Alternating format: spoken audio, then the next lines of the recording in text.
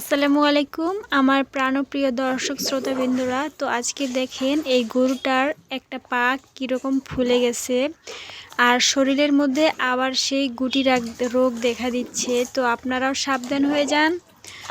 গরুকে বাছুর গরুর এগুলো বেশি ধরতেছে, তো দেখতে পারতেছেন ওই যে শরীরের মধ্যে উঠছে। তো ঘরের মধ্যে অন্ধকার ছিল দেখে ভালো করে দেখানো যায়নি, তো তার জন্য সরি। তো আমি যতটুকু পেরেছি দেখানোর চেষ্টা করেছি। তো এটার জন্য আমরা কবিরাজি ওষুধ খাওয়াচ্ছি, মালভোগ কলার মধ্যে ওষুধ দিয়ে খাওয়াচ্ছি, আর পাটার মধ্যে বালু গরম করে মানে ছ্যাঁক দিচ্ছি, হালকা গরম করে ব্যথাটা যেন কমে যায় তার জন্য ছ্যাঁক দিচ্ছি। তো দেখতেই পারতেছেন গলার উপরে কত বড় বড় হয়ে উঠছে, পা ফুলে গেছে, সেটা নিয়ে আমরা খুব চিন্তিত।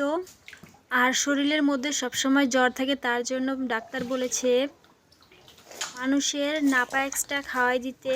তো এই 3টা পাও দেখেন কেমন, আর ওই পাওটা দেখেন কেমনটা ফুলে গেছে, অনেকটা ফুলে গেছে।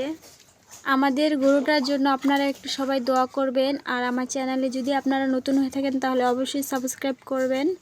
তো আজকের মতো বিদায় নিচ্ছি, খোদা হাফেজ।